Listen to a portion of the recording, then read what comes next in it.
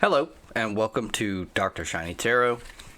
This is a monthly reading for November for Scorpios. So, I'm going to be doing these readings again on a monthly basis. I did them quite some time ago, but I've been taking a break.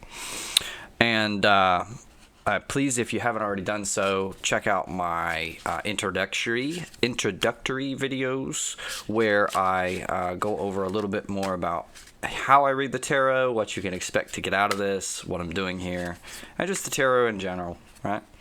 So let's go ahead and get started with your reading.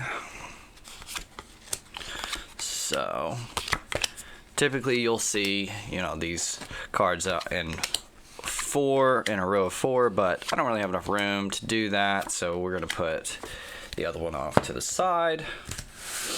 Okay, so interesting reading here. So for your current situation, we have Temperance. Now, Temperance, this figure is pouring from one cup into the other. This is the idea of going through challenges and things like that will inevitably purify you or make you develop and grow. So this could be that you're going through some transitions, some changes. You're kind of metamorphosizing from one state to another, where there is almost a reaction that's taking place, and it is a beneficial reaction. So this is something that, while it doesn't always feel great to go through, it is something that benefits you in the long run, right? And so what's crossing you or what's influencing you is the Five of Cups, and the Five of Cups indicates a you are seeing the loss of these three cups, these three spilled cups in front of you, and there's still two cups behind you that are not spilled, and that kind of tells you that there is maybe you're focused a little bit more on the loss than what you still have, right? So there's this focusing on the negative aspect of this card, where it's like there's more than one part of this. It's not something that happened that just feels bad. There's also a good part of it, and perhaps what's happening here is that you're just a little bit more fixated on the negative parts of what's going on than what can actually be a positive outcome as the result of this. So what you're moving away from the Star in the reverse. So the Star typically is pouring out two jugs, one on land and one on water. They represent the conscious and subconscious. So this is a sort of giving up or surrendering to the divine, right? Surrendering to providence and saying, well, it's not me. It's whatever's going to happen, it's going to happen. And in the reverse, there's a sort of resistance to this. There's not wanting to give up, not wanting to give up the mind or the subconscious and sort of like just be along for the ride.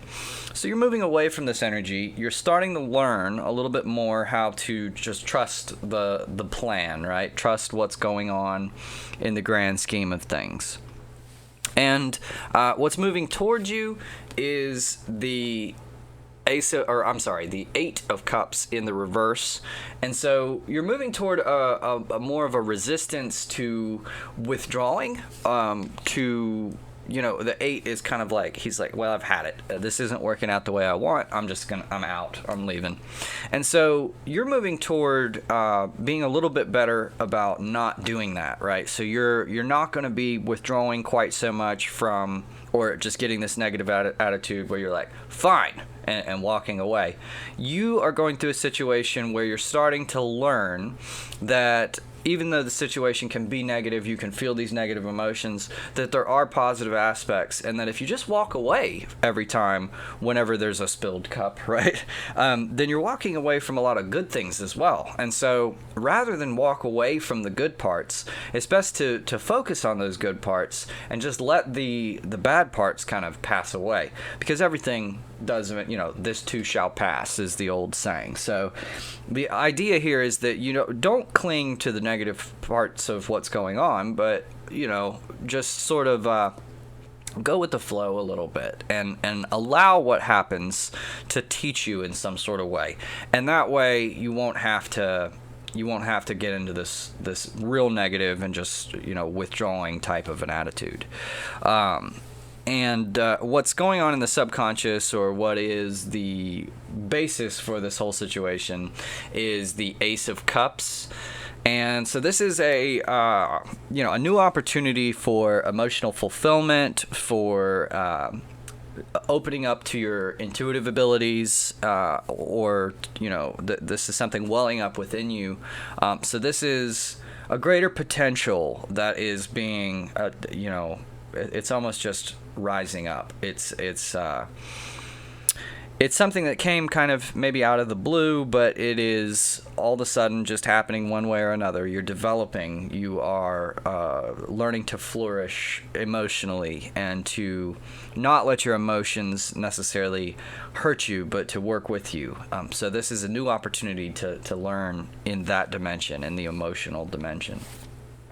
So what's on your mind is the King of Swords, and this is the crowning thoughts. This is an interesting one to be in the crowning thoughts. The King of Swords is extremely intellectually capable. He's very smart guy, and he's so smart. He's able to really affect the world around him. He's kind of he could be seen as like the more manipulative of the kings, because he's such a avid strategist. He's a chess player. He's that type where he's always thinking moves through ahead of time, and he's using that in his environment around him and whatnot. So this is your mentality. It could be that you're focused on being that person, or if not, you're focused on that person. There's somebody that you see in your environment who you think is kind of maybe manipulating you or something like that. That's one possible interpretation. The other one is you're seeking to be this sort of powerful intellectual who is able to navigate others. Nobody outdoes or outthinks this guy. So it's obviously something to be sought after. So in the crowning thoughts and your intentions, this energy is heavy with you, and that's either because you want it, or you want to be that way, you're thinking about being that way a lot, or because there's somebody who you're thinking about a lot who's affecting you that way. But in one way or another, that's what you're really fixated on, what you're thinking about. Now, your advice for the current situation, or can be what you bring to the current situation, is the Ten of Cups. Now, this one is emotional fulfillment, right? This is a happy home. This is having everything you ever wanted, happily ever after.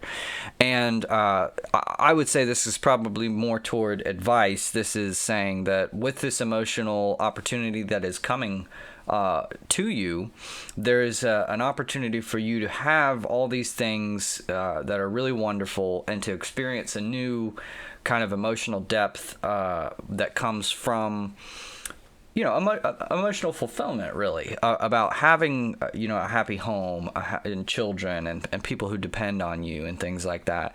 It's a whole dimension of life that is definitely worth exploring, right? And the 10, this is extremely positive card. So to me, what this is saying is that there is the potential here for you to have that 100% complete fulfillment, and you might not feel that way, as suggests by what's crossing you. You might not feel like it's possible for you to feel whole and healthy and happy, but this is suggesting that it really is, and it's really not that difficult for you to make minor tweaks to your mindset to get to that point. It's really not that bad. So what you have in your environment, this generally doesn't refer to you. This is somebody around you, or it could be just like the household energy, or the even the society around you. But the way that you're seeing what's going on around you, you have the Queen of Swords. Now the Queen of Swords is you had the king already on your thoughts. So the Queen of Swords is somebody who, she's extremely intellectual as well. She's very, very skilled. She has a mastery just like the king does, except that instead of using it to manipulate, and I say the word manipulate, it has a negative connotation, but it's not I'm not necessarily using it to mean like manipulating people in a malicious way. Manipulating just means to make moves to affect the world around you, and you can manipulate, like your children, for example. You can, reverse psychology, right? You can say, well, or just in general, the way that we parent our kids, when we try to use our more developed intellectual ability to influence the child to do something that's good for them, that they need to do, that's a sort of manipulation. And so the king is really good at that type of thing. He's really good at cleverly convincing other people to do, either what's best for him or what's best for them, right? Hopefully what's best for them, both, right? Because that would be the ideal.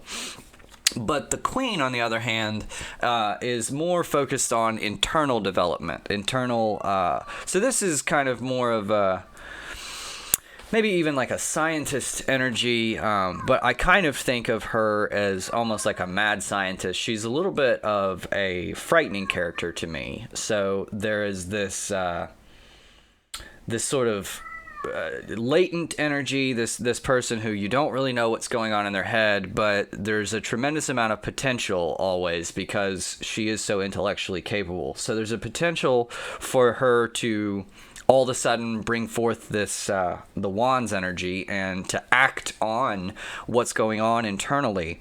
And so she has a way of appearing kind of ominous to other people, and being a little bit, like I said, like a little bit scary, or maybe even like uncomfortable to be around sometimes. But she keeps you on your toes for sure. And this is the way that she leads. Whereas the king actively makes changes in the world around him, or actively provokes or prods people. The queen's mere presence and demeanor and everybody really understands that she is very intellectually capable, so people are kind of on their toes around her. So this is what's going on in your environment, right? This is not necessarily, almost certainly not referring to you. This is someone around you, or, it could be like a boss or something like that, somebody you work for.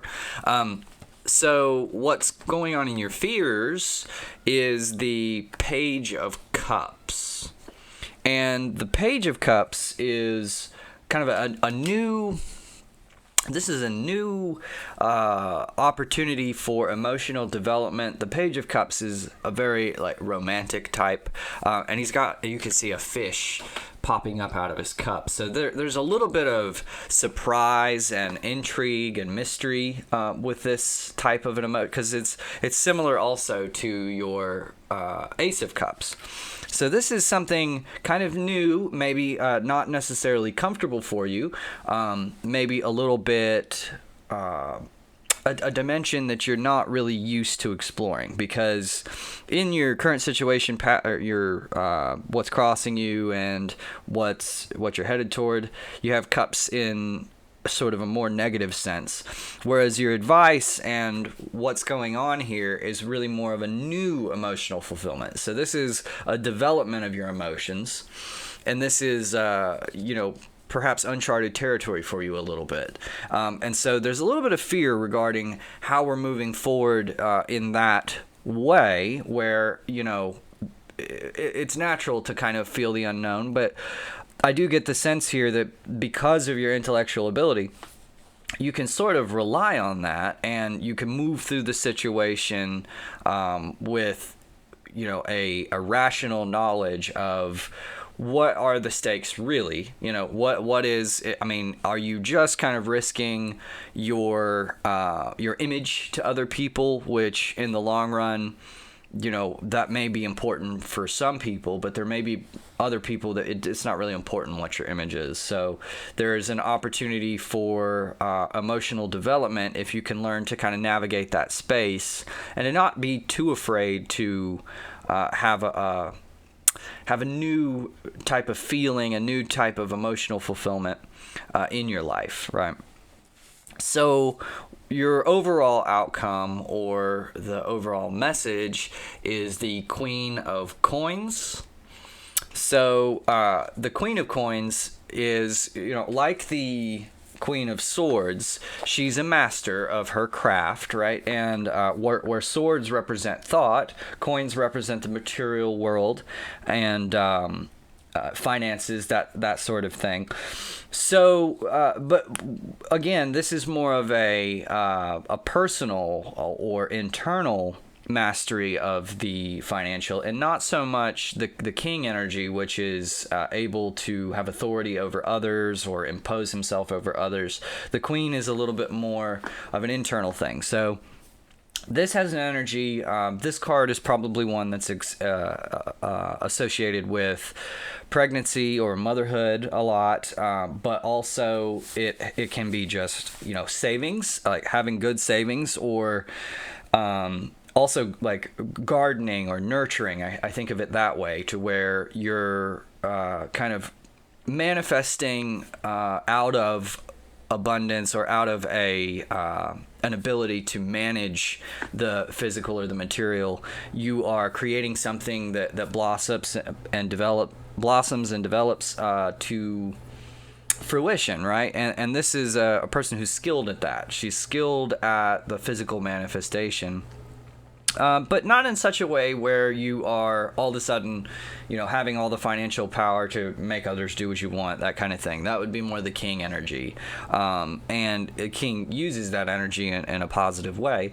But the queen, it's more of this is a person who is savvy. She really knows how to carry herself and to ration things, and she's also very smart. So there's a lot of intelligence here. There's a lot of sharp thinking and whatnot.